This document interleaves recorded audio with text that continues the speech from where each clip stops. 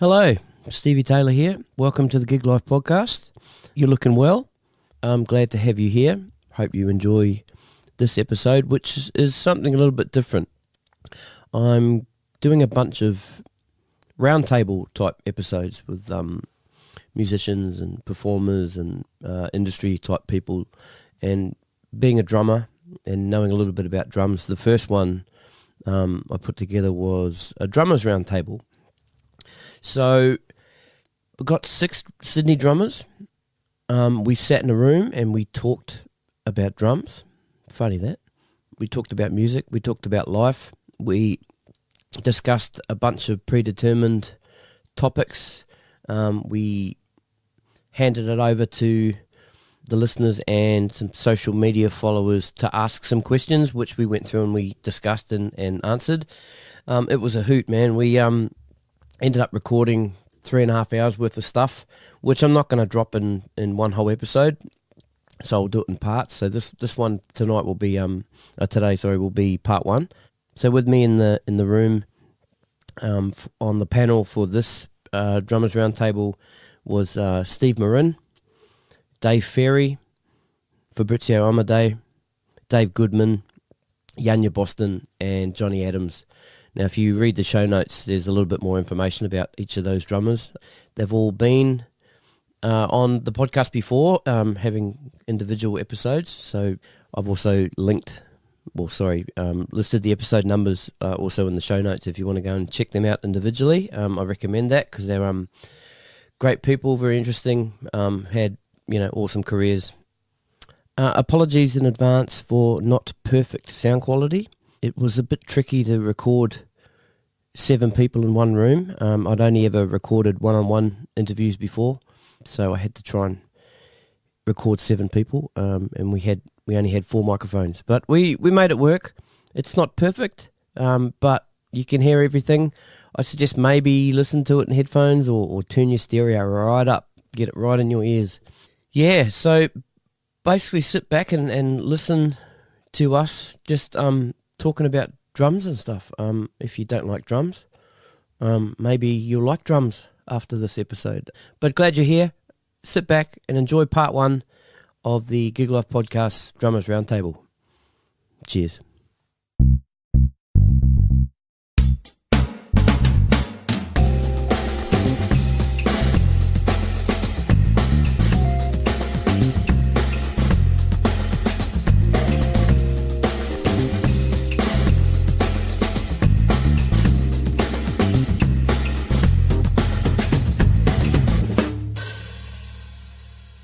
I think we're rolling. Doing something a little bit different tonight. I had a bit of a harebrained idea a few months back and ran it past Steve Marin over there, and of doing like a drummers roundtable type sort of thing. So here we are. So I'm a little bit intimidated by the talent in the room, but by the good looks. Yeah. All right, I'll go from my left. So we've got Dave Ferry. Hello, everyone. Hello, Dave. Dave Goodman. Greetings. Steve Marin. Hey. Jonnie Adams. Good evening. Fab Omodei. Buongiorno. And Yanya Boston. Hello. All right, so I'll start by what are you guys sort of up to now? What's your gigs at the moment? I'll start with you, Dave. At the moment, I'm basically retired. Okay. But I'm doing Thursday nights at Rambling Rascal with Pete Northcote and Dario Ortolin. Mm-hmm. And we just have different singers in each week. And yeah, it's a really cool venue, and it's pretty much off the cuff each week. Sometimes Fab does it as well. Yeah. I've just come off the back of Frankies for 6 years straight. So having a rest there, and it was a similar vibe, rock, and it was a residency with the same band but different guys each week leading the band. So that's the main thing, and then just sort of freelance stuff like everyone else. Wow. And that's me. That's good. Dave Goodman, what are you up to? I'm up to no good. Goodman. I am freelancing, Mr. Freelance. A few mainstays, not particularly busy, just picking up things at the moment. There's a band, 10-part Invention, I've been in for about 20 years, still going strong. And just lots and lots of jazz here and there, lots of different people all over the place, and lots of teaching. I've doubled my teaching load this year, so yeah, it's kind of cool. Trying to reorient myself towards this. Very good. Steve? Yeah, it's just week-to-week gigs. It's been pretty busy. It's quietening down now a bit. I finished up 5 months on working on Jersey Boys. So it's nice to play something that's not Jersey Boys.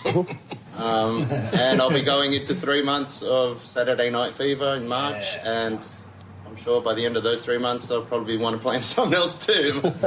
Yeah, just those kind of gigs, man. Craving for Jersey Boys. Oh, yeah. Jonnie? I don't really play anymore. And actually, this year, what are we, March? I've done one gig. Yeah. So I've really retired. Yeah. And Do you want one this Saturday? I've got a boat shed for you. that old chestnut. Yeah. So, yeah, just I've really focused on family stuff and social life rather than playing. And haven't really picked up a drumstick. New Year's Eve was the last gig. And last year I did 6 gigs, I think, and 2 of them were on one weekend. Yeah. So you're talking 3 or 4 months between gigs. But that was probably my most favourite year of playing music I've ever had. Yeah. Because I had it was almost all with Doug Williams. So at Lazy Bones, so just a couple of shows that would just turn up and play, and don't have to take your drums. That was good. That's always good. But but it's just great to hang with that group of people. And I only did it a few times last year. One other birthday party gig, I think. Yeah. And had a ball, but not doing much. Yeah, great. Fab? Well, I guess like pretty much everyone else except for Jonnie now, freelancing mostly. Like it's mostly freelancing. I've been busy though. It's been this year, especially March. Yeah, it's been already been a good year. But it's all freelance. Nothing solid. I mean, I have some mainstays as well. Like I do a lot of work with Dario and on bass and Chris Camzelis on guitar. We work a lot together, doing various bits and pieces, different shows, different gigs, pub gigs as well, whatever. Yep. And picked up a few. There's been a lot of new stuff this year. Some of it came off the back of the cruise, because I do the cruises in October. Yep, the Rock the Boat. Yep. This week is Ross Wilson, and I picked up another one, which was the Voices, which is the Jason Singh was the guy from Taxi Ride. Yep. He's got. These are all Melbourne-based acts. Yep. And what they're doing now is they're sorry to anyone in Melbourne listening, but they're coming up to Sydney and they're utilising Sydney musicians. Yep. Just to be more cost effective. Yep. And it's happening the same way in reverse as well. Victor Rounds is doing that too. Victor Rounds is doing that one. He spoke about it. Yeah. Yep. He's doing that as well. And Wendy as well. She's flying back. Right. Because she's moved, Wendy on keys, moved to the States. She's doing that. But anyway, that's what they're doing. They're utilising the stuff here. Different. That. Yeah. And that's about it. Awesome. But it's been good. Been a good year. Awesome. Yanya? Yeah, no? I was just waiting for you to go for the last name and to see how you went on it. That's all. I wouldn't have gone there. You played it, so sorry, I threw you off. We love you, Wendy. Wendy on keys. We love you. Yes, I'm the resident drummer at the Opera Bar, Monday, Tuesday, Wednesday, Thursday, Friday. No. Actually, I haven't played that gig for a while. I'm currently taken up Dancing with the Stars, playing drums on the TV show there. So yeah, I'm doing that, which is a new chapter for me. I haven't really done. I mean, I've done TV? Lots of TV. I've done TV stuff like one-offs with artists, right, and stuff. But this format is obviously we're part of the house band, which is a 12-piece band. Yep. And we're given material to learn every week, and I like the challenge of the we have a limited amount of rehearsal. We have to execute it, and then it's live TV. So so far nothing's gone tragically wrong. Yep. but there's 7 weeks to turn that around. And on top of that, I've been doing some touring with probably like 3 original acts at the moment that I'm part of and co or MDing or helping to organise, and so I've been doing a fair bit of travelling, and actually not a lot of the usual kind of rent gigs around town at the moment, which is great and is also bad because rent doesn't care who you're playing with. Rent just needs the money. So that's right. But I've fortunately so far had a good start to the year and seen lots of parts of the country. Awesome. Yeah. Good stuff. So first question I want to kick off is what are you listening to at the moment? Dave, Ferry. Always Toto. Yes, Yep. thank you. Yep. Lovely. Yeah. It just depends on, whether it's Simon Phillips, Shannon Forrest, Yeah. Jeff Beccaro, or Vinny's actually done a couple as well. He did. He played on the last album. Yeah. So, no, a bit of everything, actually. A lot of James Taylor. Today I was listening to a guy called Mark Jordan as well. I think Beccaro played on some of his earlier stuff too, but a lot of everything. Actually, a lot of Little Baby Bum at the moment. It's like a kids thing, and what's it? Giggle and Hoot. Giggle and Hoot. Yeah, Jimmy. yeah. Jimmy, Yes. He's on Dancing with the Stars, isn't he? Affirmative. Yeah. He is. So listening to a lot of that stuff, actually, Jess and I, my wife and I, coming back from Bathurst on the weekend, our daughter hated all the music, and then we put this stuff on and just loved it. So, yeah. Sorry to hear that. Yeah, no, it's actually, but all day, that's the stuff I've got in my head is sorry to hear Wheels on that. the Bus. So it's cool shit. Yeah. Over to you. Dave Goodman. Well, I signed a contract with the devil on Saturday, actually, and I got a Spotify account. Yeah. Welcome to 2012. Very much. Yeah, I'm right up on it. I've been holding out on getting one, but I just thought, you know what? Reason why? Well, I've heard so many stories. I mean, I've never, record sales have never directly affected my livelihood, but I work for people who, record sales depends on, their livelihood depends on that. Yep. So I disagreed with it, and I still do on that as a professional, but as a listener, oh my God, it's unbelievable. Yeah. So I decided when I got it, okay, I'm sick of my iTunes library that I've just been having on shuffle for like 15 years. And so I'm only listening to things that I've never heard before. So there's stuff I'm catching up on. There's a John Abercrombie album with Peter Erskine on drums from 1989, a live recording with Mark Johnson on bass. And that's the first one I listened to. It's unbelievable. And then there's Bill Stewart's new album with saxophone player Walter Smith III and Larry Grenadier on bass. That's really cool. I really like that. I've been in the car a lot, so I've been checking these out. And then today, just on the way here, actually, I put on a new Keith Jarrett album with Jack DeJohnette on the drums. And just all 3 of these are just making me go, oh, wow. I've actually tried a few other things and rejected them. I'm just unsaving them, keeping these ones. And I don't want to listen to them too much. I just want to get the vibe and then move on to the next new thing. Just keep the ears fresh, because I felt like I was getting stale there for 15 years just listening to the stuff that I knew, Yep. So it's a new frontier for me. It's cool. Cool. Yeah.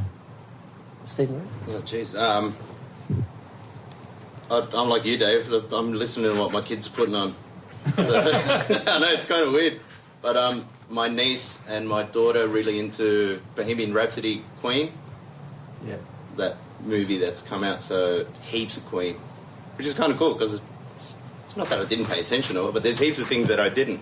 Yeah. You get the old song, it's so different. A banging song, yeah. My son is totally into Thor. Yeah. The Thor that Taika directed. Yeah. Ragnarok. Yeah. And so he keeps me playing Immigrant Song. He's always got me putting Immigrant like 5 times in a row. And he's turning 4 soon, so I'm slowly getting him into, this is this band Led Zeppelin. Like, they played that song. You should check out more of their stuff. So then we sit there listening to about an hour and a half of Led Zeppelin, which is cool. Yeah. And I've been going heaps of heaps back to the folkloric Chilean stuff actually lately. Great. Yeah, I really enjoy not hearing drums. So I've been going back to that whenever it's chill out time. And if I'm listening to stuff, it's because I'm learning it or got to play it that week. Or, so it's a weird thing to say, but I try to stay away from too much music just to keep it all chill. That's cool. Yeah. Yeah. That's me. Yeah. Jonnie? Robin Ford, Steen, and Michael Landau. Right. I think, just I've been getting into a few guitarists and John McLaughlin, some of the Indian stuff that is. It's beautiful. And again, just to support what Steve's saying with the older I've gotten, and the less it's been wanting to actually focus on drums. So rather become more of a listener these days anyway, because I don't play so much anymore. But mainly, Robin Ford. Which album? Which one? Well, we're going to bust up one of the questions, I think, because I actually Talk to Your Daughter. Yeah. That's the cornerstone album for me. Yeah. Ever. We'll save that because we're going to talk about that. Okay. But that's the whole topic in itself. Yeah. So, and then just a whole bunch of Sting stuff and a bit of 5-piece band.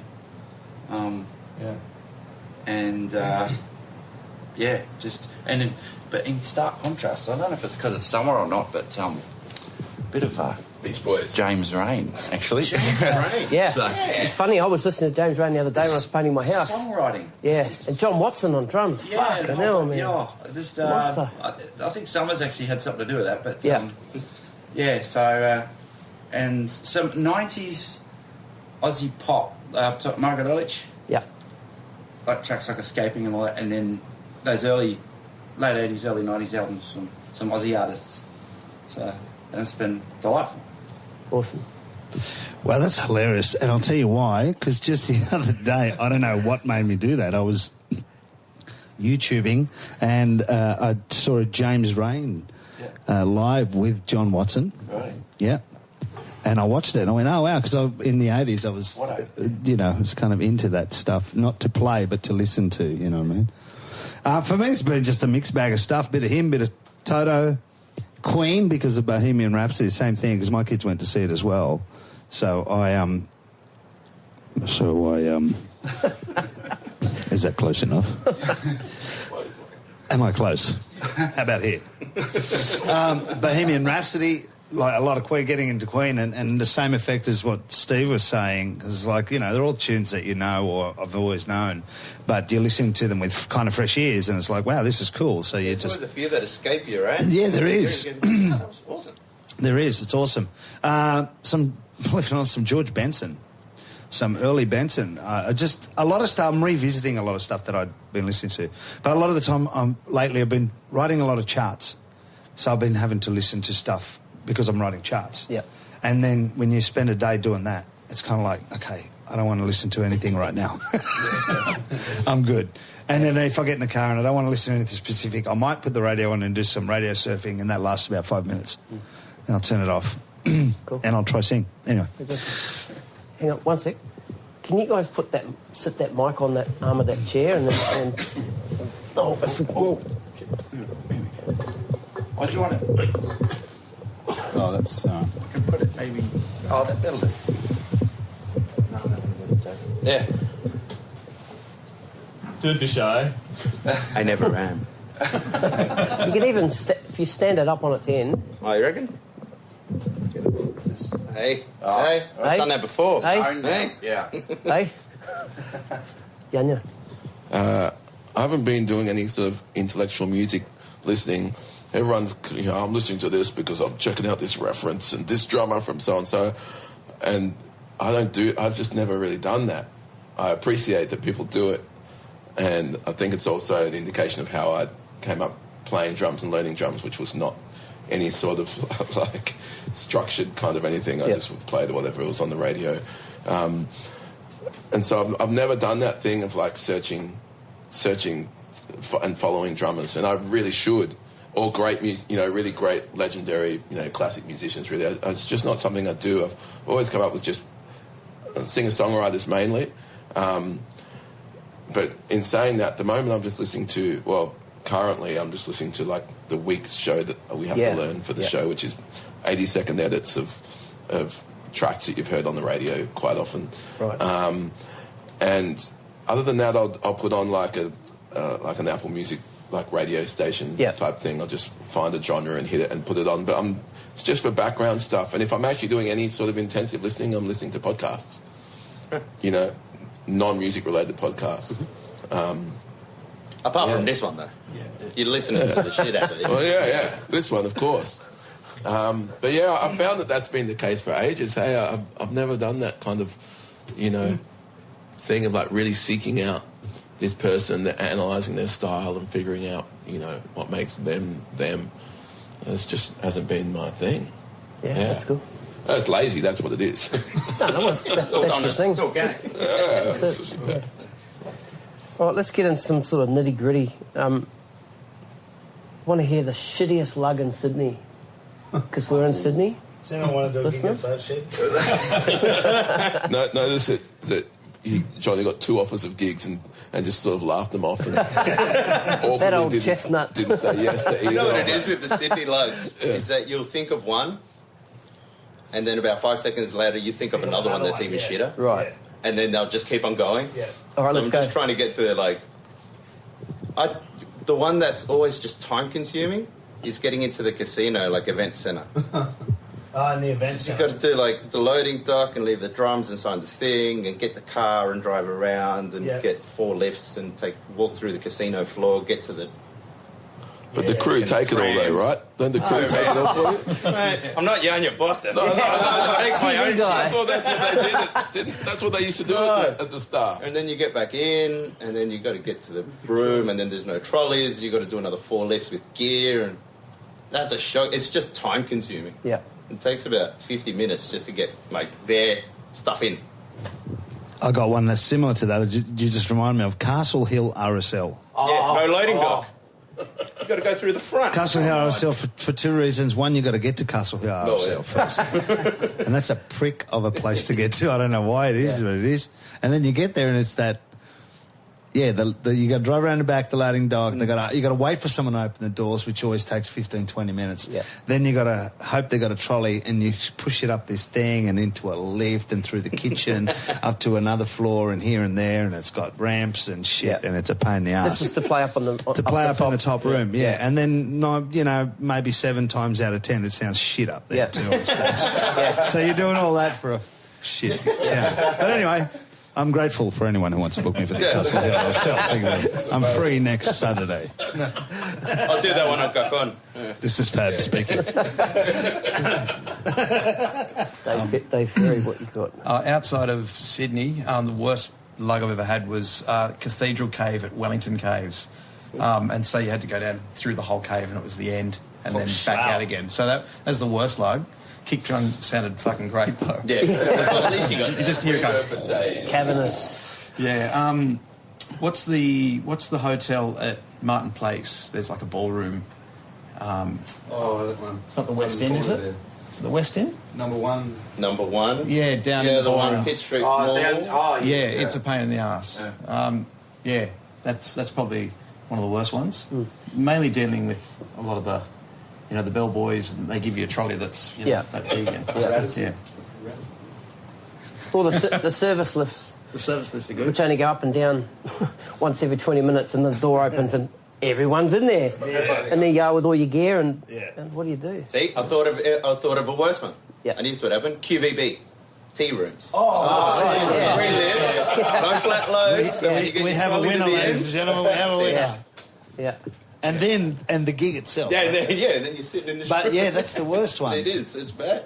Because you got to use those old lifts too. Shocking. That's a 50-50 of whether you're going to survive the ride. Actually make it. Please hold out. But some travel tips. Can I add to that, please? Yeah, of course you can. Depending on where it is, the Aqua Shell. Okay. Wow. Through the Aqua Shell is near where the cinema that was knocked down now. IMAX. Yep. And I had to get from the car park. Cockle Bay. No. Oh yeah, sorry, but the car park with that is it the Ibis or something? It's a big car park. the car. Yeah. 2 loads. And, wow. and because there was only 2, or there were as much as I could carry in one go, and anyway, I'd rather do that day. But I've got to say, on the opposite end, one which was actually really surprising many years ago was the I thought would be an absolute nightmare, was an absolute breeze, was Centre Point. So straight into the loading dock, and then you go into the lift, straight up the top of the lift, up to the floor, and you come straight out and then set up straight away. Like it was really. You would think it would be worse. Yeah. Like it was, but actually, one other thing with Fab with lugging, talking about, it was the marble bar. You got to. After the gig, took the drums up, told the concierge to look after. You know the marble bar gig. You know you pack down, you put it on the trolley, you take it upstairs, right? Leave it at the concierge. You go down to the car park, you get your car, you drive around, and you do the illegal U-turn to come in, right? Anyway, something was going on that night. I left my kit in the trolley in the foyer there. Get in the car. I was living in San Susi at the time. Get in the car, drove home. Reversed up the driveway. I opened the bar. Drum kit's still on the trolley. Concierge. I forgot to actually, because I got in the car, I just forgot. Actually, I had another note. A quick one. Do you remember the old marble bar before they redid it? The old Hilton, and it was a marble bar, and you could walk through the arcade through Pitt Street, the old version. You'd park on the footpath, and you'd load. And it was a bad luck down to the marble bar. It was a ramp all the way down. Yeah. I set up one night, finished just as I finished setting up. Band walks in. There's where? No, I'm here. You know what? No, you're in the wrong room. Found out the guy gave me the wrong info. It was the pub on the Pitt Street end. So I had to pack it up and carry it. Walk it in. The city tax. Anyway. Yeah, I was angry. Dave Goodman suggested he wanted to hear some travel tips from you guys, especially the guys that travel What's a your bit. one, Dave? You got to have a good one, man. What's my one? My travel tips are all just stolen from everyone I ask. It's a thing I like to ask drummers. Like I asked, the answers I get are really, really interesting. Like I asked David Jones once, David, what are your travel tips? And he said, well, always pack your own tofu and your own soy drink. You know, he says, I don't travel with cymbals or anything. I have he's got one of those barrel thrones. Yeah. And he says, I always take my own gas cooker. Wow. You know, for those regional, you can't get to the supermarket or whatever, you know, and he can't eat anything. Yeah, you got the motel room with the kettle. Yeah, and that's me these days too. Like there's so much I can't eat. I'm cooking, you know, like I'd rather eat well than if I have to go without cymbals and just use whatever junk supply. Can I get more tofu in my fallback, please? That's David Jones. Then Simon Barker. This was a while back when I haven't flown with my drums for like 20 years or something, so I just don't bother anymore. And Simon said, pack all of your luggage into something that'll fit into the overhead locker so you can take more drums. Yeah. Andrew Gander said, pack everything you need, then halve it. But the best travel tip that I ever got was from Phil Slater, the trumpet player. And I asked him once, you got any travel tips, Phil? And his wife, Jodie, I think she's just finished, but for many, many years she was an international Qantas hostie. Oh, wow. And so she's seen everything, and he had all these stories anyway. So his travel advice was, well, when you're on a long-haul flight and you're in the lounge and they make the boarding call, you know, section C and D, whatever, you know, your section is loading now, boarding, sorry. And then, you know, he said, just sit in the lounge, sit there, wait until they're naming people over the PA, your flight is ready to depart. Wait until even 5 minutes after they've called the last name for the last time, because then you get up and you walk down the ramp onto the plane. There's still people messing around with their overhead stuff. It takes a very long time to load the plane, board the plane. He said, then you get your boarding pass out, and And when you actually check in, request a seat right at the back of the plane, so that you can actually walk the entire length of the plane. And you're walking around, and you're holding your boarding pass, and you're looking at it like this, and you're sort of looking, surveying seats. Oh, is that my seat? No, keep going. But what you're doing is looking for the 2 or 3 seats that are vacant, because everyone else has already sat down, found their seat, and then you find the 3, no one's there, and you go, yes, that's me. And then as soon as the seatbelt sign goes off, you lie down across all 3 of them, put a blanket over yourself and start coughing so no one's going to come near you. And then you've got 3 seats for the long-haul flight. That was cool, I can attest to that. I use that all the time. Yeah. On long hauls. All the time. Get on last and take the first available row you see. You can't go dead last. You want to go like maybe 3rd or 4th, right at the end. And you just pick it, and it'll work 9 times out of 10. Yeah. And you just own the spot. It's the most anxiety-driven 5 minutes of your life. And the energy in the cabin at that point is electric. You get down there, because everyone around there is eyeing off that row, right? Yeah. And they're all looking at you. They're all looking at you, and they're watching you coming down. Man. No. They're watching you come down thinking, is it that person's row? Is it their row? And so you got to own it. You got to totally own it. And you just take it straight away, and it works 9 times out of 10. Only once have I had to get up and move, and for that shame, just one time, it's well worth it. Absolutely. And you do it. You just do one pillow at one end, bag at the other end. That's it. And you just spread your shit out. It's great. It's absolutely great. That's good, especially on a long haul flight. Yeah. Mine's probably when you're driving to a gig, leave early, and if you've got time, stop at as many little pubs as you can. But it's always just a midi. Yeah, right. Just have a midi. And otherwise, you just find that you've done, 57 RSLs in a couple of months. So you might as well see a bit of the scenery and talk to locals. Also, too, before you go, if there's, wineries, that kind of thing, good food. Yeah. Where's the where's got the great oysters? I don't know that. Maribula. Last time I was down there, I went in before the gig, heap of oysters in the fridge, Nice. come home afterwards, and just I don't know. I don't have any money at the end of most shows, but hey, You've had a really good night. I've had a great night. Everyone loved it. Yeah. So yeah, that's. Mine was travel with nothing. If they're supplying cymbals, mad. Yeah. If you get into a gig and you have no idea what it's going to be. Extra level of excitement. Yeah, I know, yeah. A bit of a thrill. Yeah. It's like, shit, let's see if we get an export and some ZBTs or something. Oh, shit, what do I do with this? C8 Pros. I'm down with that. Rock up with sticks, man. I generally will travel with a backpack and sticks if it's just a kit gig. But at the same time, I really dug myself into a hole with a couple of the gigs that I look after where, like even today, I had production rehearsal for a couple of different artists. And my car, you couldn't have fitted an 8-inch splash cymbal in the car. It was that full and like riding so low. And I'm playing kit and running tracks, and I've got a big stage rack which runs all in-ears and a whole bunch of tech stuff and SPDs and all this stuff. It's great. It's great toys, but I often will just go, what have you done? Really created a monster. Too much. What do you? I got road cases. They're all in road cases. I fly with all this shit too. Yeah. What do you drive? Yeah, I've just got a Civic. I just got a Corolla wagon. Right. Yeah. So it's not huge. Yeah. I've got the art of the pack down though. Yeah. Pretty good. Yeah. Yeah.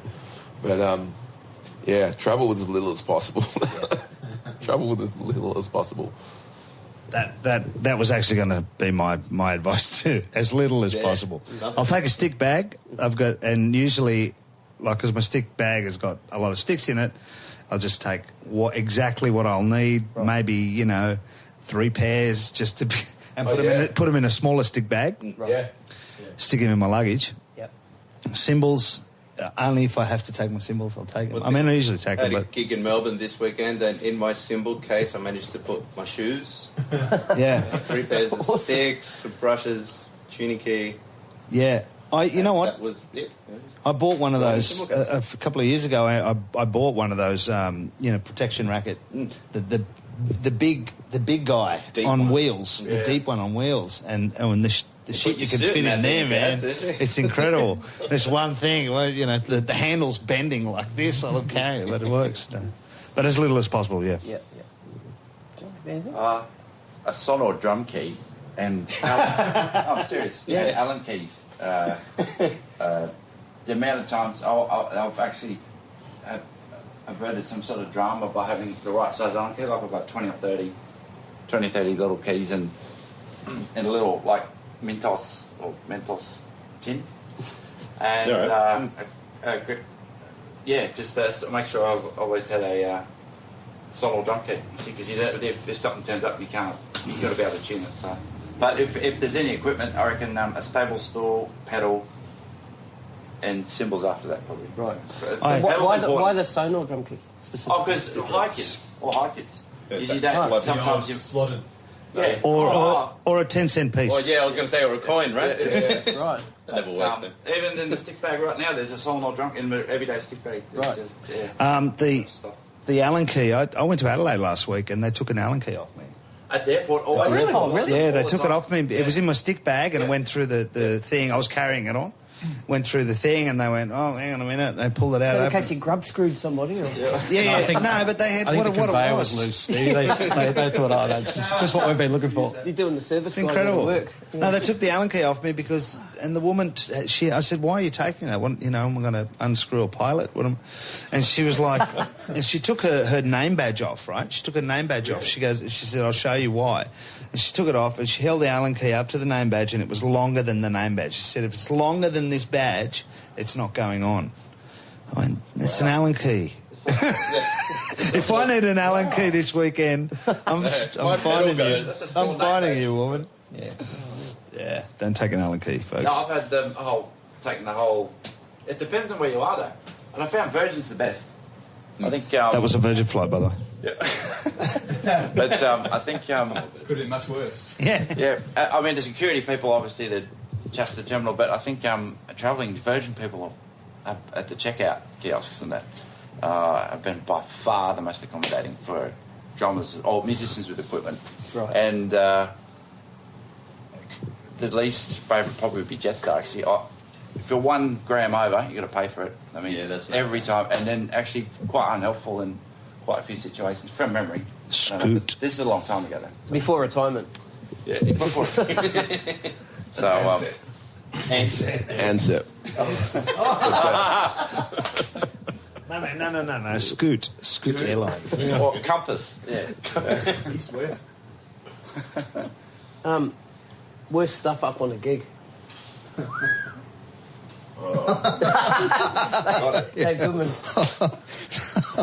So the Today Show had their 20th anniversary week or something like that, or 25th anniversary week, and I was filling in for Joe Acaria at that time in David Campbell's band, and they had, so Campbell was a guest on the Today Show, and it was July or August, and some bright spark had the idea that the setting should be outside the Opera House with the Harbour Bridge in the background, and it was like a 6 a.m. call in the freezing cold winter, and the Opera House car park wasn't even open yet, right? So I get there, and just the day before, because I'm depping, Angus Birchall is on the album, right? And Joe normally does the gig, but they told us the day before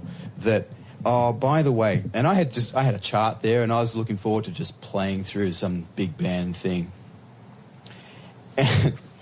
And Sony apparently called the day before and said, no, the band's miming.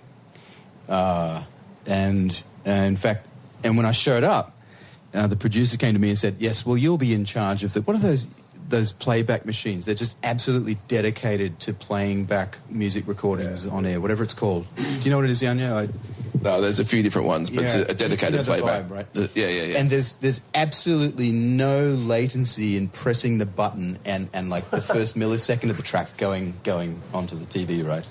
So and I've never even seen one of these things in my life, and just the day before I'm panicking because I'm thinking, oh God, like we've got the fake cymbals up here and the drum mutes, and Angus Birchall's on the album, and I just don't play the accents like he does, so I'm going to be hitting cymbals and they're not going to be sounding and you're going to hear them and they're not going to be moving, so I'm freaking out because I just it's all about authenticity for me anyway. So they ushered me over to the set where we're playing and they said, this is the machine, now don't touch this button, just don't touch it until you actually go live to air. And I'm like, oh okay, so right, and that'll start the track. Yes, and it's brushes actually, and and it's we're up on a riser. It's a bit wobbly, and it's my job to count the band in with my brushes, but also to have my finger down on the button ready to press it. And like, how do you do an authentic count in with clicking your brushes and then pressing the buttons?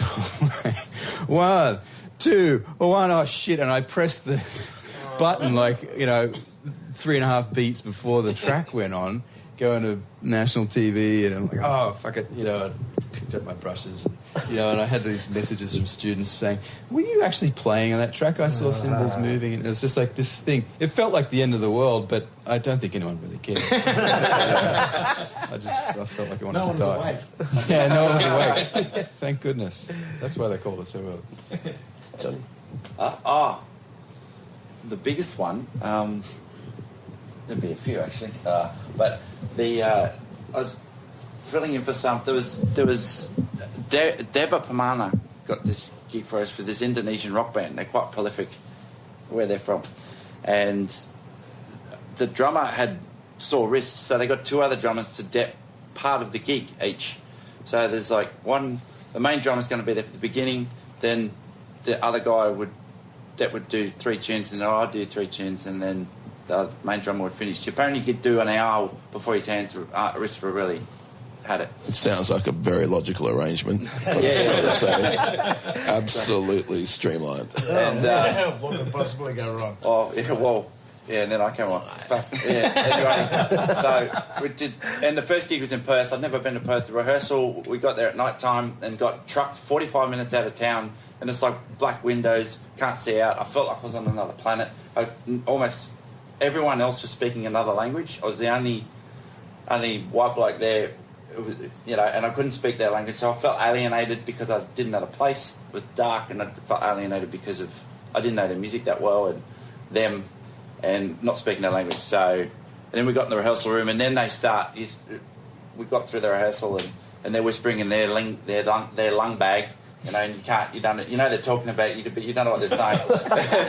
So, weird looks and all that sort of rubbish. Anyway, so we got on the gig, and so the first guy I think got up and did the gig started. First step got up, did his 3 tunes. I got up to do 3 tunes, and I only got fucking 3 songs, and I counted the wrong one in.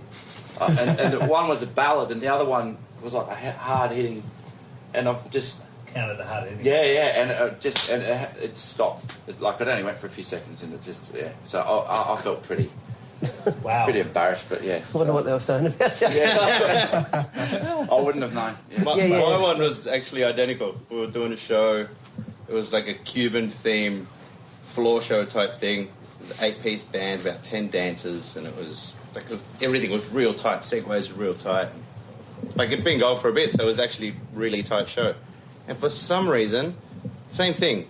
Like the next songs are like a cha-cha-cha, it's like kind of thing. And I just look at the wrong song and I start counting in something really fast. So the dancers are ready. And they all just, the entire show just stopped and looked at me. Wow. The band kind of fell apart and played something. None of the dancers moved. They literally just all like in pairs, and they all just turn around and look at me. The entire show stops, looks at me. Lights are massive. Beautiful. 1, Two. No, we'll do the right one now.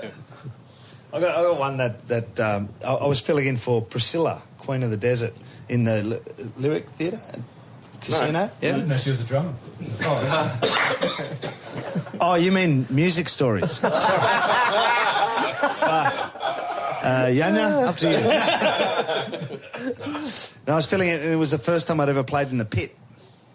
And I'd gone there the night or the week before just to sit in with, it was Pete Skelton playing.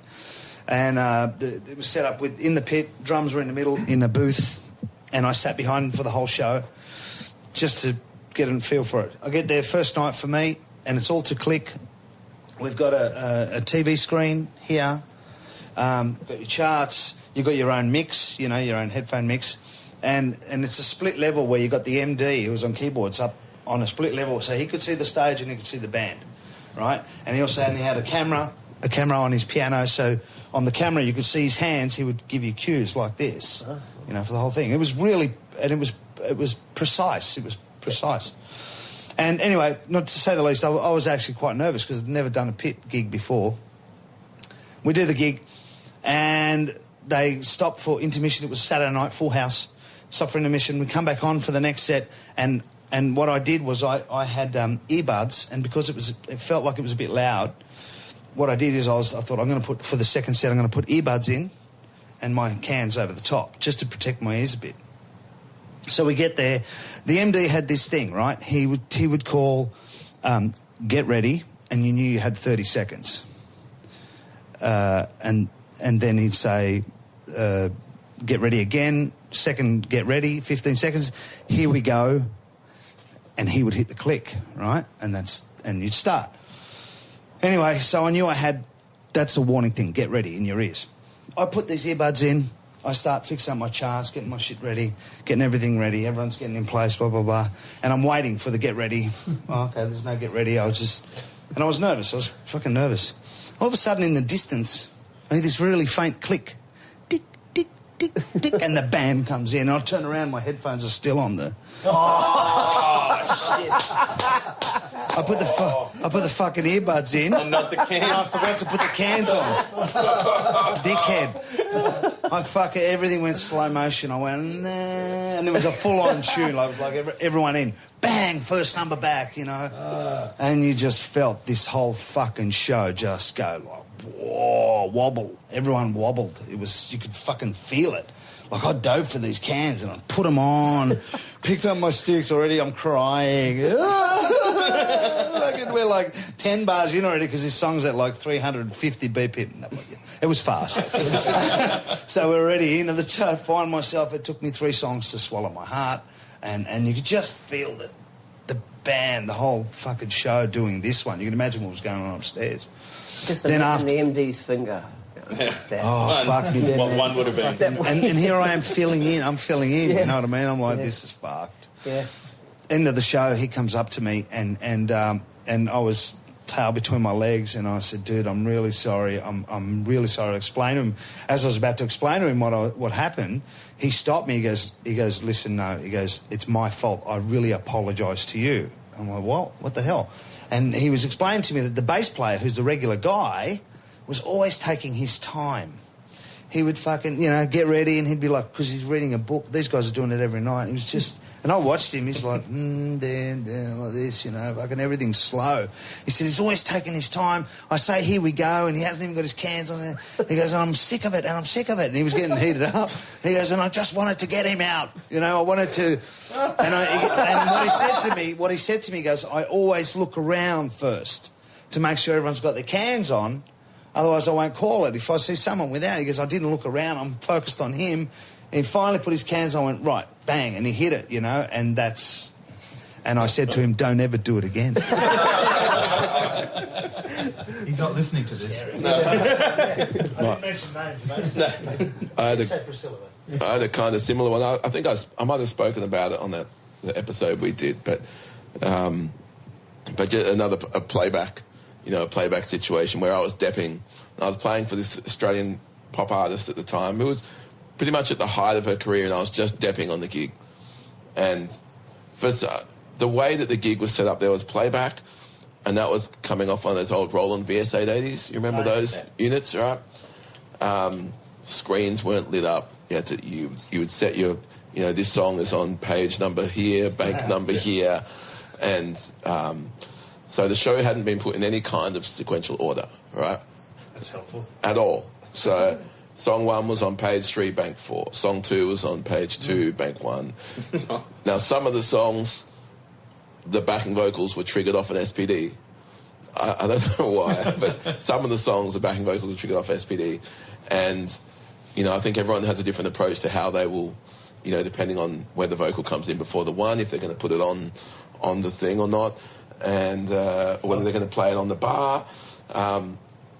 And then I had some songs had no playback and had to come off a separate metronome. So there was a metronome plugged. Instead of putting click track on the playback, they had a separate metronome which was handling the songs which weren't on the playback. And on those ones, the BVs were coming off the SPD. Now, I'd been put in charge of all of this. What could possibly go wrong? Everything could go wrong. And we were playing to. It was upstairs at the. Is it the Crown in Melbourne? Yeah, the Crown. The Palms. The Palms. Right. Yeah. There was about 2,000 people sold out. It was a big show for this artist. It was kind of the biggest show, ticketed show for her. And I'd done my homework. I'd done my bar charts, and it was before iPads and all that. So I'd made my little folder with the plastic sleeves. I put the paper in here, this one, and so at the bottom of each chart, I would write what the next song was, just so I could see what was coming up when I turned the page.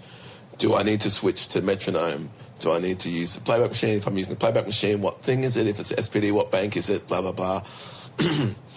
And, got through the first few songs all right. And then I got to one where I was feeling pretty good by now. I'm like, okay, sweats are gone, the nerves are gone, we're all good. Feeling comfortable, don't need to worry about the chart. I got this one sorted. Just look at the next one, and I read the bottom of the next one. I read the bottom of it for that song. The bottom's supposed to be for the next, right? And so I'm like, okay, cool. I fire up the thing, and boom, let's play the track. Let's play her big single. That's the one on the radio. Let's play it. And boom, and here comes it's just metronome, boom, and it's like 10 BPM faster than it's supposed to be. And MD looks at me, and it's just like, quit this bit, stop that. We went live, which is cool. It's a big enough band to do that. The dance moves were a bit quicker than normal, and we got through it. And a similar kind of thing that happened like 2 times on the one gig, like a similar thing. Shit. And it's amazing how heavily. It's amazing how the MD would let you do that instead of the MD doing it. To this day, I don't know. Yeah. I'm really surprised. And funny enough, I saw the MD the other day, and I said, I haven't. I'm not. It's not like I'm mad at him. I just said that gig still haunts me. I think everyone's got that one gig, and that one haunts me. I remember sitting on the riser for an hour after the show, like everything's packed up around me, and I was just sitting there, hanging my head, feeling so bad. The artist came up to me afterwards and said, "How'd you go?" I went, "Well, didn't you hear it? Didn't notice." And she was like, "Oh, I thought something sounded a bit different there." She'd barely noticed. So it was cool, but even to this day, and it's 10 years later, it still really bothers me. Yeah. And it's amazing as drummers, right? I'm sure this applies to everyone, how we can, that one thing can really haunt you, or can completely, whether it haunts you for a long time or just ruins the gig, instead of thinking about all the positives that you executed that night. It's that one little mistake. And even on the TV gig the other day, I did something which was, I can't remember, I finished like a 16th earlier than the hit or something, and it sort of ruined my night for me. I was like, oh man. Of course no one notices, no one, Yeah, of course. It's an interesting dynamic that we put ourselves through. I think what you're saying about there's that one moment that always sticks with you, but the thing about it is that some of them are so scary that you don't actually do them again. Oh, yeah. I mean, other things might happen, but that particular fuck-up, there's a good chance that won't ever happen again if it scared you bad enough, That's what I found anyway. It's always a good lesson, yeah. It is, sure. It is. Mine was a near miss.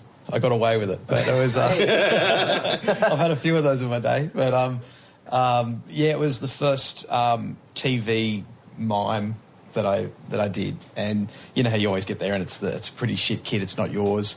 And what's like the shittest stools they make? Is it the PDXs like those? Like the ones that... DXP. It's the ones that sort of have that... $39.95. You know the ones that have the screw hanging out and then just the notch over the top? Anyway, it was that... I walked out and I just saw that little fucker sitting there and I went, oh, okay, this is cool. Yeah, so sat down and couldn't adjust it. Anyway, I looked up and underneath the seat, you know when metal... bends and it bends back and then it's just and I sat on it and it was like showtime, we're ready to go, and I could feel it moving and so thank God it was a mime, because 3/4 of the way through I felt it go and so I just squatted. Oh, really? I think it was just my ass cheeks that were holding the stool there. But can you imagine doing a mime and you fall off the stool and the drums are still going? Yeah. Man, that guy's really good. He's great. But if you watch it back, you'll see why I'm smiling, though. Probably because the things on my You're always Stevie. Find the link. Find the link to that one, please. The show notes. I did a mime. I was talking about this with someone yesterday. I did a mime for an American pop artist probably a year ago, maybe a bit longer. And, you know, when this has happened on 2 occasions now where, like, they get you the tracks the night before, and it's not just the single that you've heard on the radio. It's the live arrangement from their world tour with the drummer chopping over everything. You know, and you've got to then expect to match it. Okay, it's a 30-second note triplet into this hit on the 3 ands, and then and it's all gospel stuff. And as a mime drummer, you're always right behind the singer, right? So you're right in shot. Yeah, you're always in shot. Always in shot. And we did one, and just before, and it was 3 songs we had to do, and this had happened. We got the tracks the night before, and I'd done my best to get through it, and. After the first song, the singer came up to me just before we were about to take the second song. Like, it was one of those sunrise type things where you do one, then they break, then you do another one. It was on location. And 10 seconds before we come to air, she comes up to me and goes, "Have you listened to the tracks? Have you actually listened to the tracks?" Talk about a bad vibe. And it was bad vibe. I'm like, yeah, we got them at 10 o'clock last night. I listened to the tracks, and here's my chart. And she goes, yeah, because I was watching before, and you hit a hi-hat where there wasn't a hi-hat there. and then we cut, and straight away she's like, you just really need to get it right. And then it was count us in straight away for the next live shot. Best of luck. And then and we came off. I mean, what I respected about it was she would go and review the songs in the truck. And then, she really cared about what her show was like. So I appreciated that, but it really bad vibed me for a moment. Yeah. Even to this day, I got a bad vibe about this person. But then she decided after that she wanted to do them again. And she hadn't realised it was live TV. And so her face, she got even in a worse mood when she's talking to the director going, well, we'll do that one again. No, you're not doing it again. It was done half an hour ago. Wow. No, we're already onto the cash cow now. Yeah. Cash cow's coming out. So, that was another one that left a bad taste in my mouth, because I'd done as much work as could have been done with the little time that was given. Well, they got to give you this. They got to give you the stuff sooner. That's just. Well, yeah. I mean, you can whinge and complain about it, but you're still the one that ends up on TV looking like an idiot. Or you just sit there and grin and just play time over. Yeah. Just play something completely different. I've got a question a couple down, but just on that, talking about the artist, who's the most difficult artist or band leader? You don't have to name the name. Obviously, don't name the name.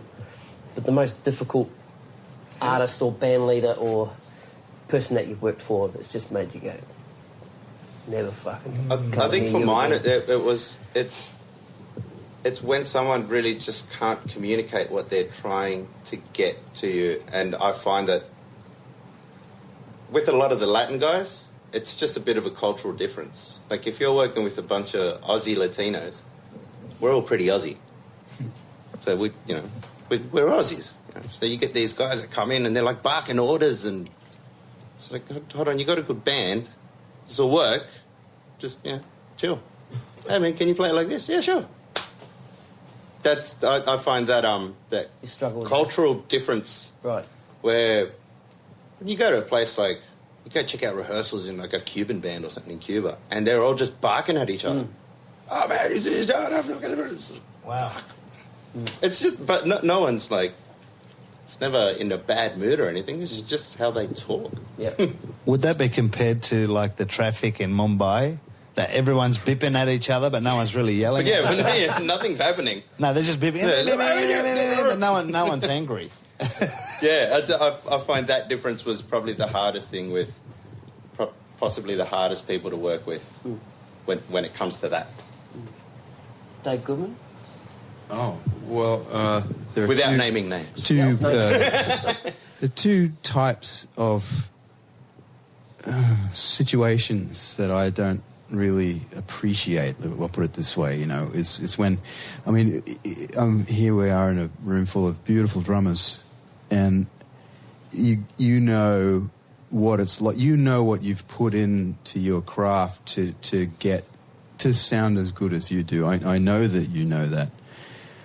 And it's like playing the drums, it's a particular skill set, I think. And it's a very, very individual. The sound of Fab playing you're the only person in the world who sounds like you. Yeah. You know, the drummers seem, because of the infinite choice in the gear and just your touch and the choice of what ghost notes to play or not, or, well, you know, everyone here is going to sound individual. And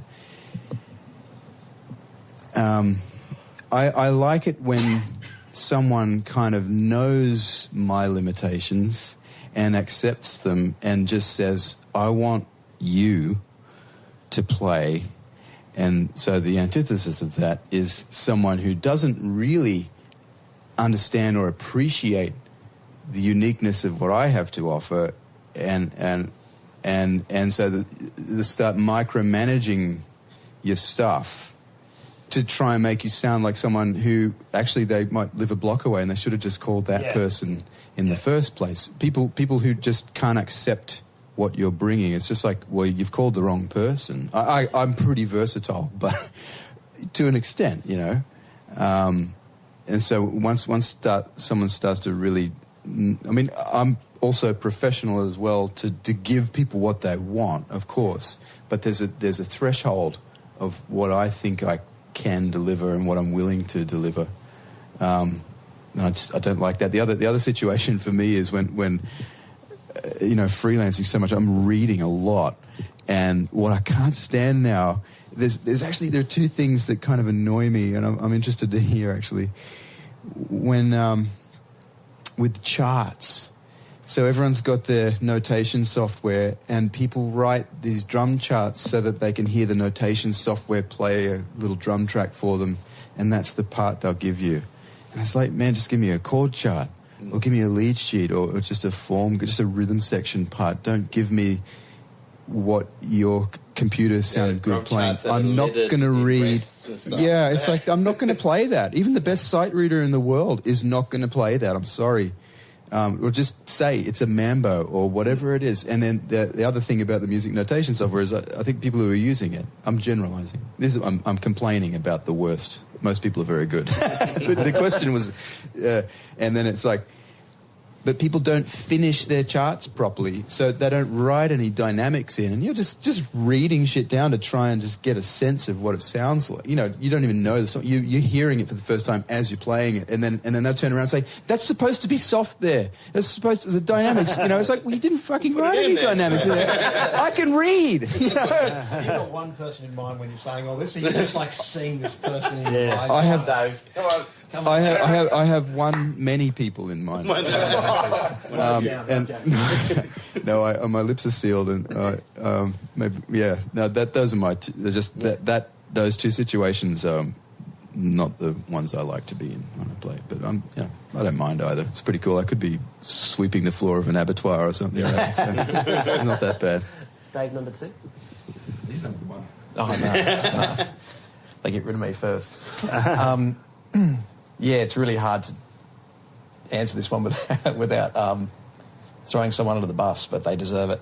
Well, Go, son. No, look, I won't. But just people that kind of, especially an artist that doesn't have their shit together and they project that nervous energy or, they project it back on the band or the sound guys and the band works so hard to learn this person's stuff and they don't even know it. And it's the same 15, 20 songs they've been singing for the last, 20 years and they still don't have their shit together.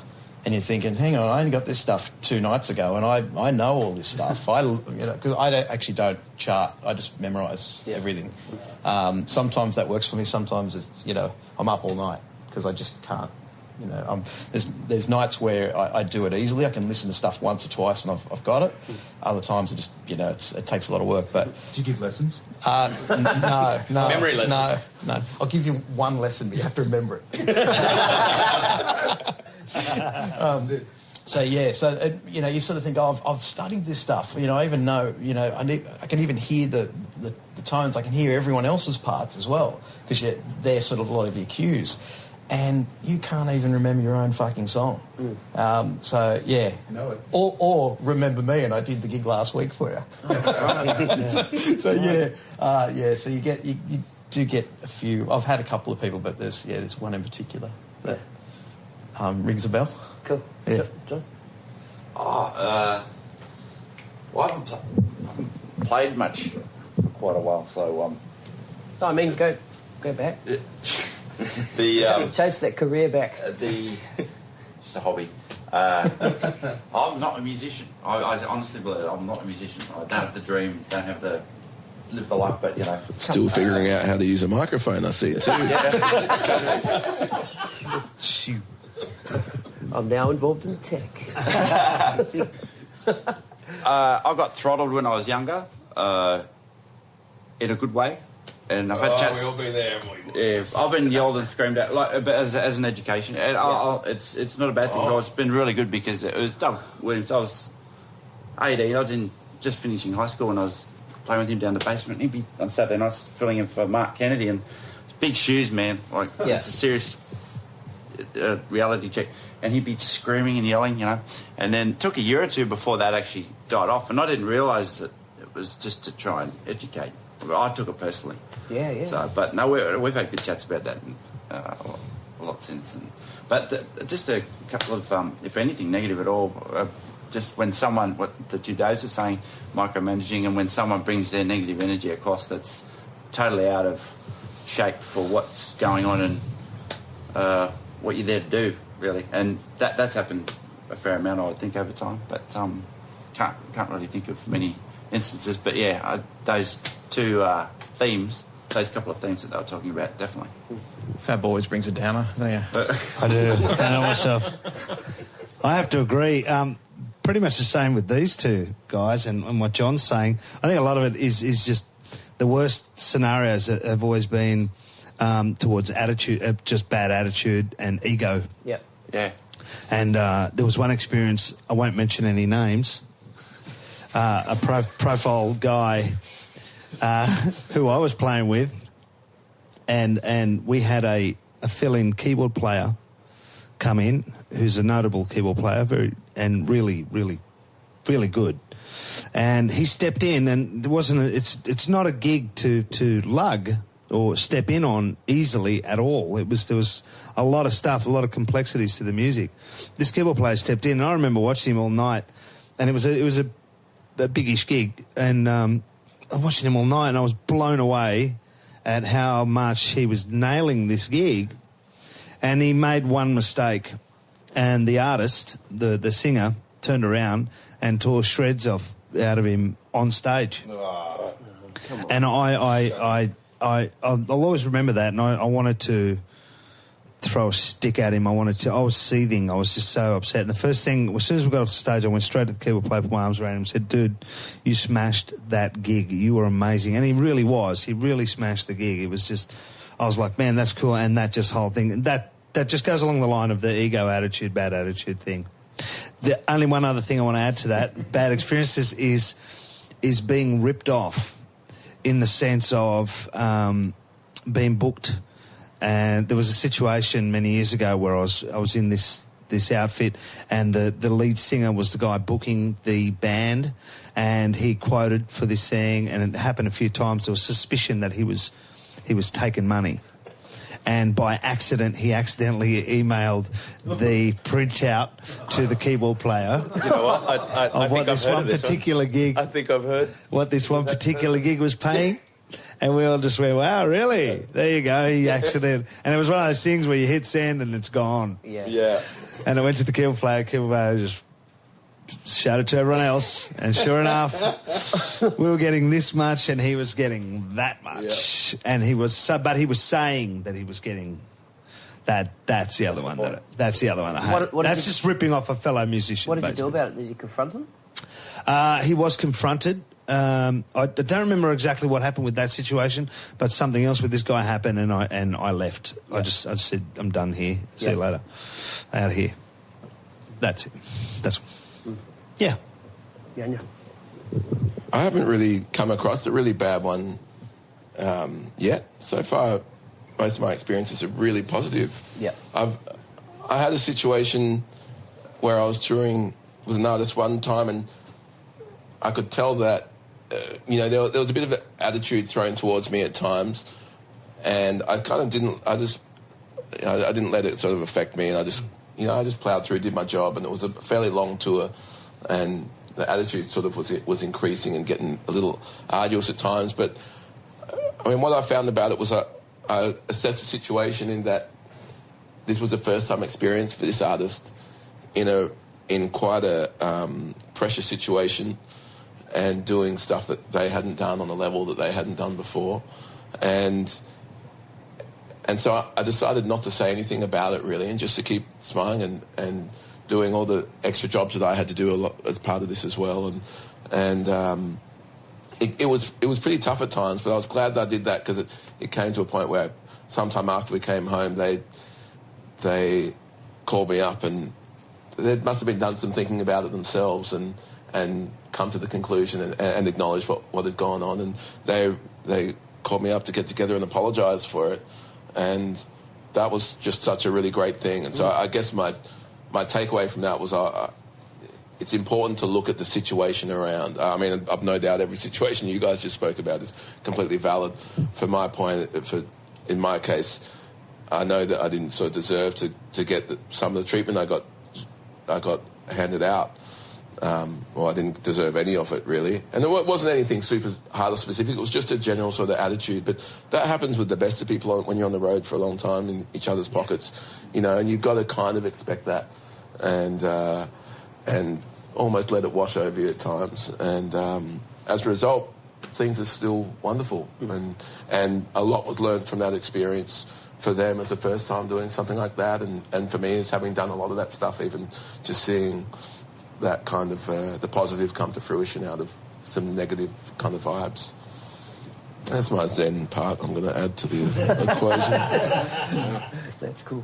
The worst injury you've ever played through, and how did you get through it?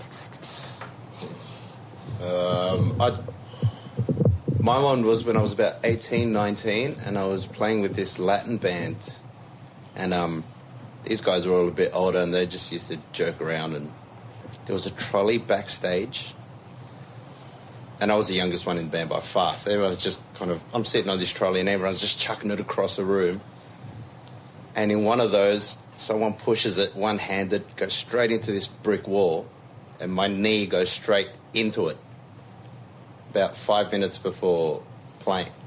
Wow. And it ballooned out, it literally went like that. Instantly. So this fluid started coming into it. I rode on my right foot, so played about the next 2 weeks with the closed hat and just left foot bass drum, and wow, which is kind of hard on the Latin stuff, but that was the worst one to play through. Hey, hang on a second. You did see me with the fractured wrist, though. I saw you play with a fractured wrist. This knee one was worse, though. Yeah. At least that was in a cast. And it was in a cast stick in it, and it was with aorta. And I was in the audience watching this guy, and I'm thinking, That's not right, man. Yeah, and it was on my left hand. And it was only snare hand. But it wasn't just because it was your snare hand. This what you were doing that night too. I'm like, that's not right. That's not fair. It was actually a fun gig, and it was one of those gigs. You cannot do that with that. Get the able He did. I was so spewed, and I couldn't play that gig because it was such a busting out kind of gig, and you kind of. Dude, there was no. Dude, I was in the audience. I was in the audience, and I'm thinking, I knew exactly. Not that I've ever had a cast on, but I knew I could see the show. I knew what was required of the gig, and I could see your obvious physical limitation. I was seriously, dude, I was blown away. You're an amazing drummer, and that night he smashed it with a cast in his hand. I was like, at the end of the night, I remember waiting around to talk to you. Like, man, come on, man, what are you doing? Hey, there's gigs in WA, dude. Anyway, that was awesome. While you're on the mic. Oh, the only one, the one I can remember was when I was in my early 20s. I used to do martial arts, and I was doing, at the time, I was doing a lot of kickboxing.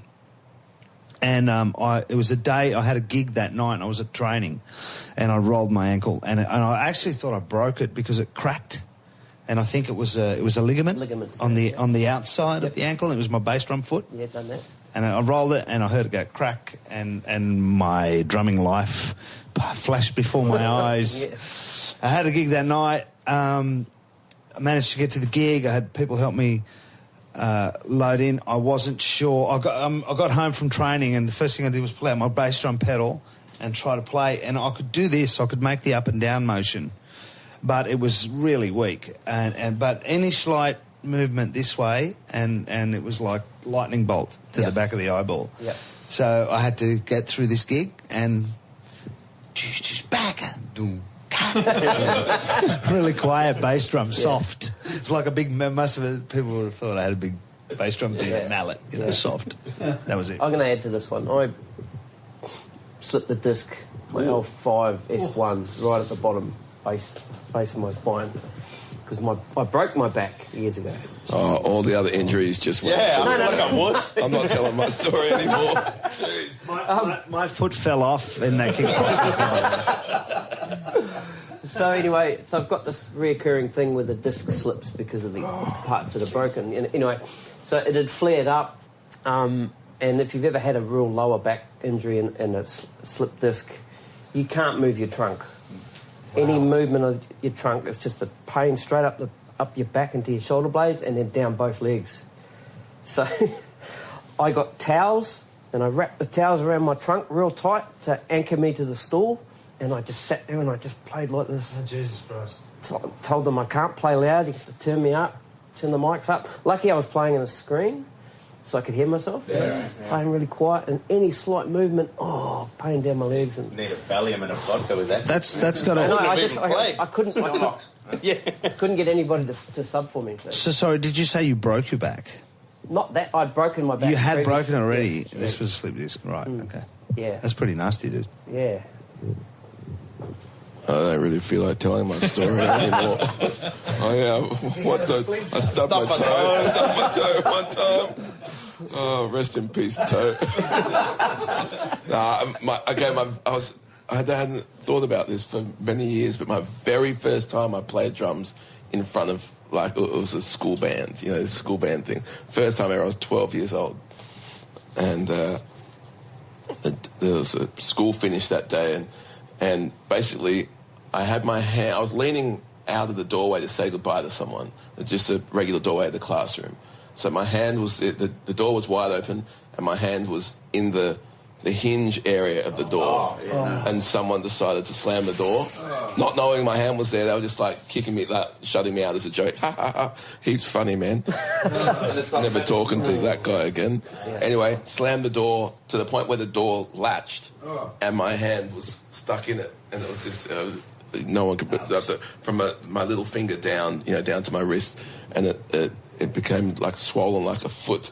Right, and I had to have it bandaged and iced, and then go and play the first gig ever. And the nerves were almost enough to dull the pain. Anyway, I was so nervous. I remember playing all the songs about 40 BPM too fast, really so fast. Yeah. So that was the first one, and then I've had another couple significant ones. One where I used to play a lot of sport. I played volleyball and I snapped a tendon in my right thumb.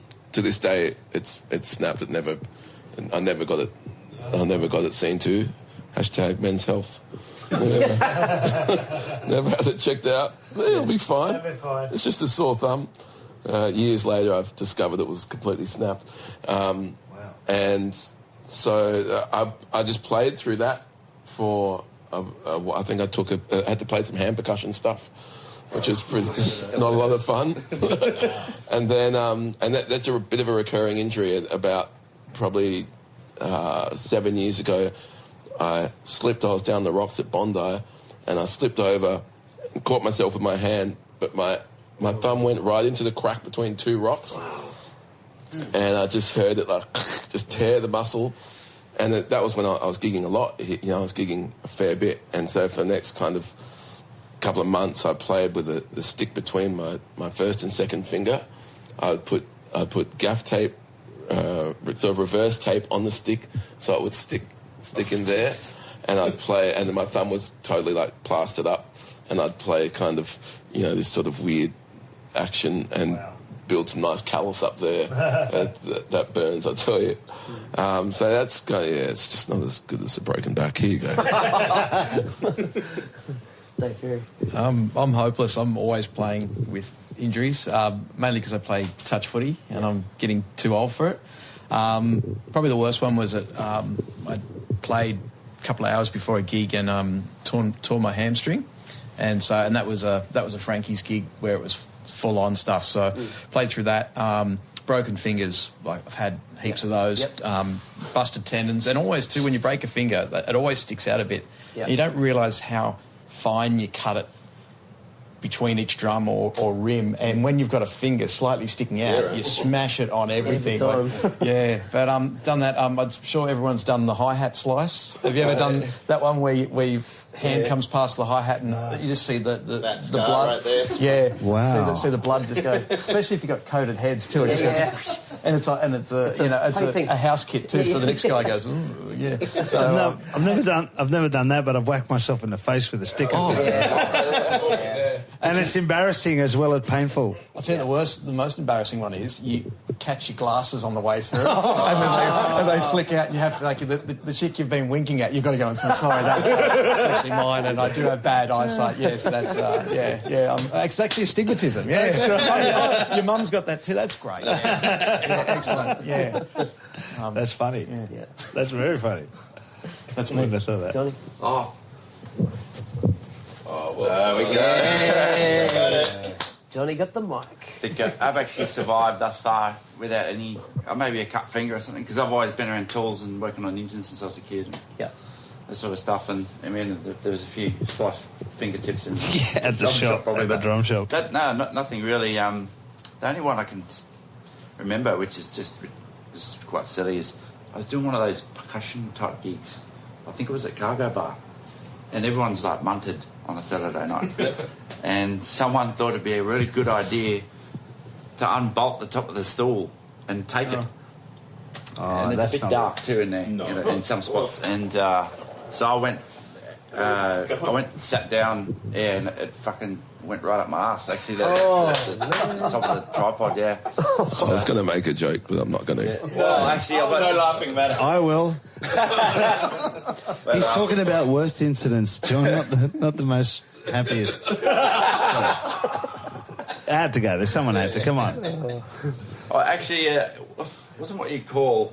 Yeah, it hurt, but it wasn't. It could have been worse. Yeah. So, and the top of the stool, but I was pissed off because the stool top. I mean, the stool's had it without it, right? So yeah, right. I'll buy one. And unfortunately, everyone left an hour or two after everyone had gone, that all the lights were on, and the security guard just held it up and said, "Does someone own this?" And I said, "Yeah." So it actually turned up in the end, which is pretty good. So someone just picked it up and ran off with it. So. Turning a negative into a positive. Mr. Goodman. I really don't have much. The only thing I can say is, apart from just having bad RSI about 20 years ago from just playing too tight, that's a whole other story. But he sounds good under that microphone, doesn't he? What? The educator. You sound that microphone just suits your voice. Can I take it? Oh, yeah. Actually, you were talking about that in your podcast, right? What's You're that? Changing up your grip. Oh, yeah. Changed the grip, This was yeah. another But necessary that's change RSO 20 years ago. related. Yeah, absolutely. Yeah, just playing tight and not realising it, you know. But that's boring to get into. and pales in comparison to these other horror stories. Yeah. But no, I've been cooking a lot more recently, and my stupid thumbs and fingers have been pretending to be avocados and tomatoes, and inviting the knife to slice right through them. So I've quite often got band-aids on my fingers when I go out to play these days. Same. It's weird. I can't explain it. Yeah. I think I'm losing my grip. That's good. Actually, have you heard about that? Have you heard about that Pete Drummond story? The skateboard? Is this like? Cause he's from the mountains he told me that story. Yeah, and he had to completely. I know the guy who told him to go skating as well. I went to uni with him. Yeah. He said, Fuck that guy. Yeah. And he, older bloke, actually. It was Jared student, and this is a long time ago, but so he's from the mountains, and he said, I said, Pete, you've got to chill out a bit, you know. And I suppose this is true. This is what I remember. And he bought a skateboard, and then landed on both hands. Had a bad skating accident on both hands, and then he had to completely change his entire approach to holding the sticks and everything. What makes it really like full on is that the reason why that guy told him he needed to get a hobby is because he had just been through. I think Pete was maybe 18 or so. So he's young, yeah. Yeah, and he had just gone and taken a bunch of lessons with Gordon Rittmeister. Right. And Gordo had this 9-hour-a-day practice routine that he'd chopped up into 3 lots of 3 hours. Right. An hour on this, an hour on that, you know. And Pete's really, really into it, and he's so impressionable. Yeah. So he went and did the routine, 9 hours a day. No wonder he's so amazing, right? Yeah. So that lasted for, I think it was 9 months. Really? And he said, like, oh, man, I felt like I was starting to lose my mind. And so 2 things happened. That guy said, yeah, you need to get a hobby. Go and start skating. And so he did, and he shattered his arm. Can't play traditional grip anymore. I think he was playing traditional grip in those days. Anyway, he ended up going back to Gordo at some point and said, hey, you know, like, I went through that routine and blah, blah, blah. And Gordo said, what, 9 months? I only managed it for about 3 weeks. I'm developing a 3-minute routine, broken up into 60-second slots and spread out over 3 months. There's breaks in that 3 minutes too. Rest. It's a rest. Rest. Just on the Pete Drummond story, the Deconstructed Drummer podcast, which Jeff Dukakis has, listened to the Pete Drummond interview, and I think he talks about this and lots of other stuff. Yeah, it's a really great episode. Yeah.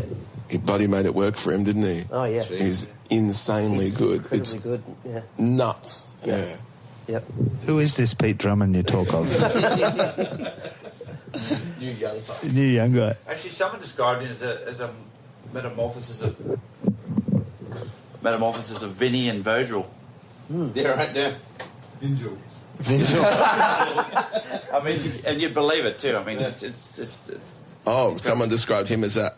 I thought you said someone described me as a minimum. No, not me. The love child. Keen is going in. Yeah. No. Pete. Yeah. Kat Hunter was supposed to be here tonight as another member of the panel, but she's had to go off on tour. But she added a question. So how do you guys manage the down periods when there isn't a lot of work compared to sort of the hectic periods? Wow. For now, being a stay-at-home dad keeps me pretty busy. Yeah. School lunches in the morning, school pickups, school drop-offs, chilling at home, then just go out at night. Yeah. Go out and do gigs. So Is that's more than enough busy for me, I reckon. Sorry to interrupt there, but is that question coming from a financial standpoint, or is that coming from a... when she said, how do you manage when it's quiet, I suppose... what do you do when you're quiet? Stuff you couldn't do when you were busy. Yeah, No, exactly. I mean, maybe she means when the work's not there. Yeah. Well, Sounds like she's talking about like surviving. Surviving, basically, just yeah. financially. Yep. Paying bills. For me, ever since I've been doing quite a heavy amount of touring stuff, over the last couple of years. Like, I used to have, and the change in the scene here in Sydney has added to this as well. I used to have 5 residencies a week, you know, at one stage. And so it was great. So no pressure. You get to play with mates. You don't have to really think about it too much, and you assume they're always going to be there. And they're not. I have none at the moment. Yeah.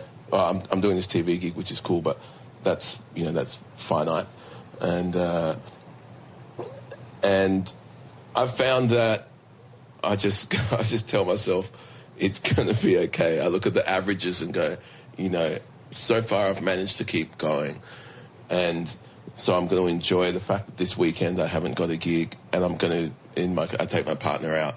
You know, I take advantage of it. I go and see some music if I can, or I really enjoy just sitting on the couch. There's something that feels very special about sitting at home and watching TV on a Friday or a Saturday night, even though it's the worst TV, it's terrible. Yeah.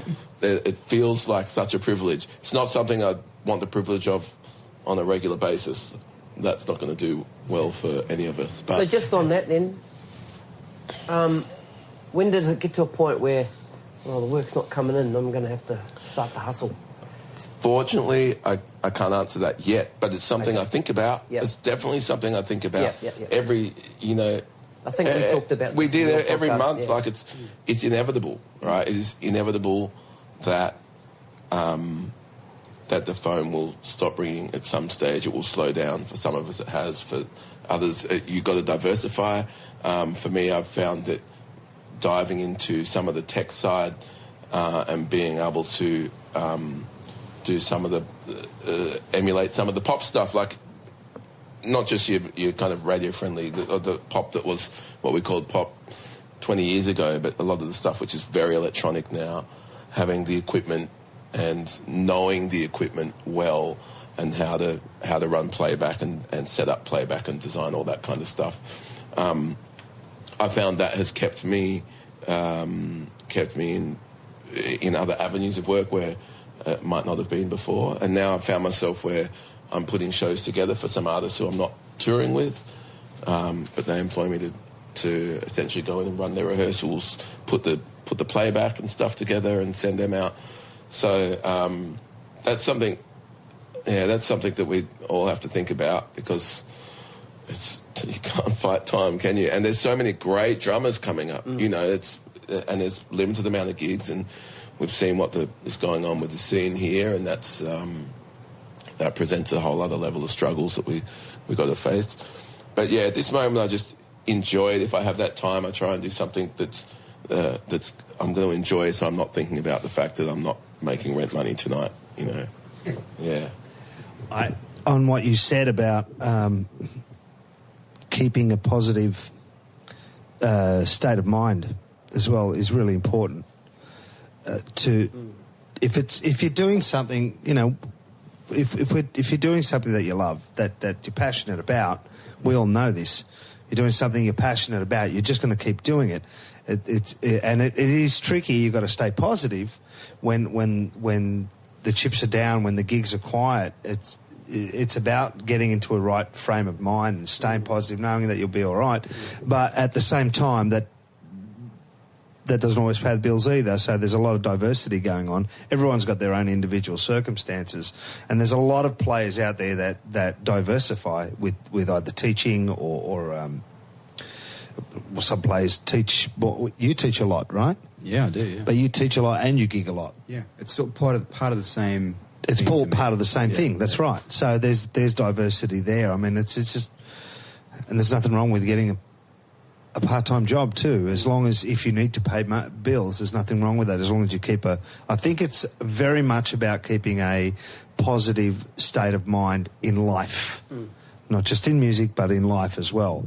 And it's about staying positive, doing whatever you have to do, but keeping that positive frame of mind towards it. Gotcha. Yeah, I agree totally, and I see a lot of the shows that you do, and even some of the stories of gigs that you've done as well. I hear like everyone's got a great fab story. But it's one thing to be positive on stage, but also that hang off stage, and you know, if you've got the choice of 3 drummers and one guy's. They're all of equal level, but there's just one guy that is really great to hang out with, and you feel really good about it, and it's always a better experience. And I think you're dead right. I'm a bit different to some of the guys here, where I don't play all the time. I've got a full-time job. Last year I worked full-time, but I also did 3 or 4 gigs a week. So, and that was only because we had a little bub and we had one income. So I dialed it up, but. Usually I've tried to put myself in a position where every gig that I do, I can't wait to get there, and I'm loving it. And otherwise, I sort of I still want to try and keep it as my hobby. And a lot of people always say, "Oh, you're always smiling," and I'm literally happy when I'm happiest when I'm playing. Yeah. But I've found when I've done it full time, for every great gig, there were probably 3 or 4 gigs that weren't so great, and I found that took away from that great gig after a while. And you see some, not all, I think it's fantastic that you can keep that energy up, but you see some guys who are they're brilliant, but they're jaded and they're just going through the motions. And I think you still need to be an entertainer as well as a great musician, and you project energy out to the audience. So I think, so for me, my downtime is work. I just and spending time with the wife and little bub. Yeah. Dave? Managing downtime. I've been through so many periods where, I'll look in my calendar and there's 6 weeks and there's no gig, and you suddenly think, God, have I become an asshole? But then, the next 3 months are just jam-packed with new repertoire to learn, rehearsals galore, travelling, playing. And then you have another down period, and, so I think I have a child now, so I decided that I'm not going to be that guy. I don't want to have, I want her to wear new school shoes, you know what I mean? And I want her to have a great childhood. So I started to ramp up the teaching a lot about 5 or 6 years ago when she was born. It just was a natural thing. It just seemed to just flow. It wasn't a conscious choice. Oh, now I'm going to teach. I just didn't want to be going and doing a whole ton of gigs that, like I wasn't enjoying wearing a tuxedo. Like I fucking hate wearing tuxedos, like shoes with heels and stuff like. So I'd rather not do that stuff actually, and I really love teaching.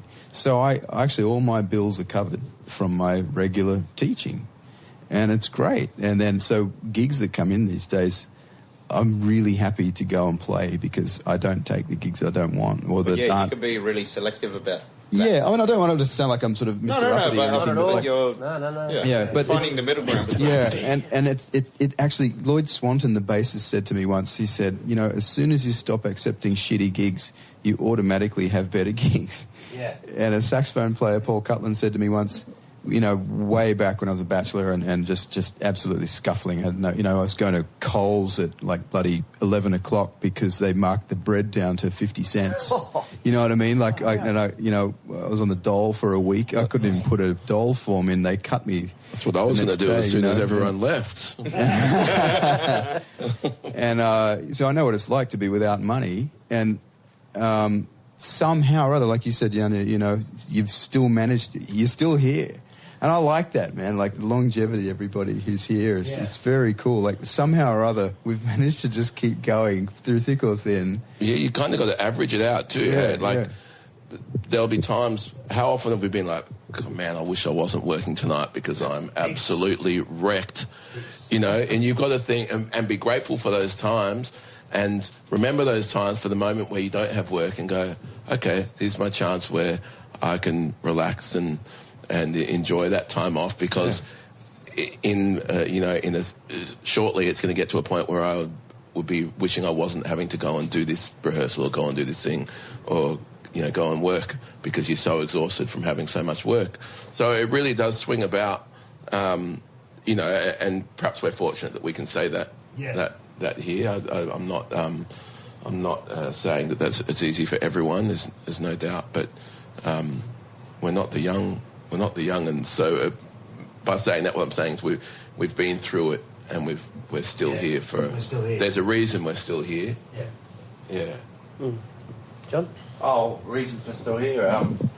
Spiritual uplift and enlightenment through art is like oxygen for me. So whether it's being with playing's involved or listening, or, actually I've done a lot of reading of books recently in the last 12 months. I've never read as much, and it's been like I've been aching to do it. A week or two here and there doesn't. Sometimes you don't read too much, but so there's all the help I can get.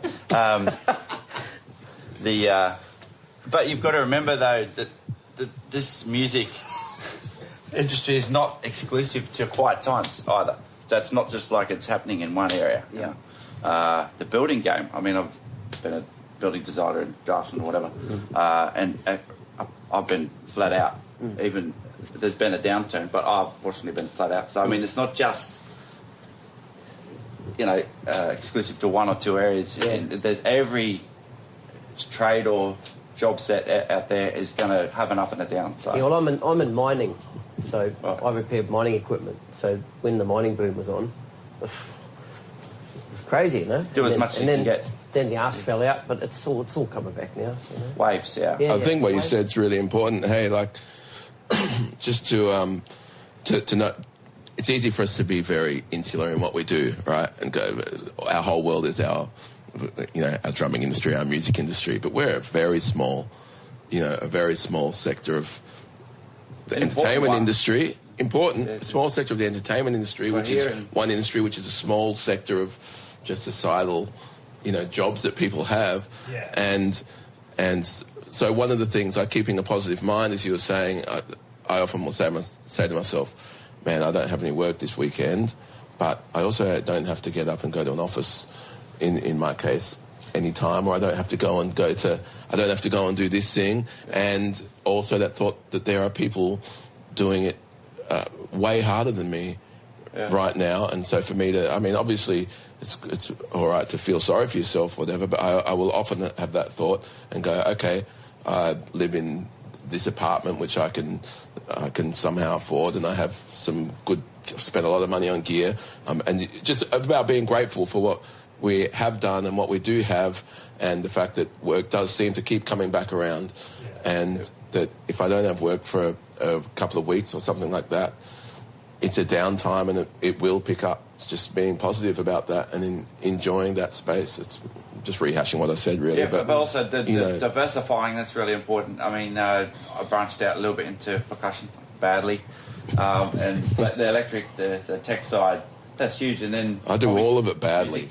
And it's leading into consulting, like you see, you're running rehearsals and that sort of stuff. So that's more of a consultant angle. So, and then that might go into artistic direction and all this sort of stuff. So, which you might not be playing an instrument very much down the track. It might be all like configurating, Yeah. Which is actually a huge step to organise. Oh yeah, it's a whole other set of skills. On itself, Well answered. That was good. Well, that's the end of part 1 of the Gig Life Podcast Drummers Roundtable. I hope you enjoyed it. Part 2 coming very soon. As always, I need your help to share this thing. So, if you dig the show, please share it on your social media and Facebook and Insta and all that sort of stuff, and tell your friends. You can contact me anytime on Instagram or Facebook at the Gig Life Podcast, or you can email me at thegiglifepodcast@gmail.com. Anyway, again, thanks for listening, and we'll catch you again soon. Cheers. Thank you.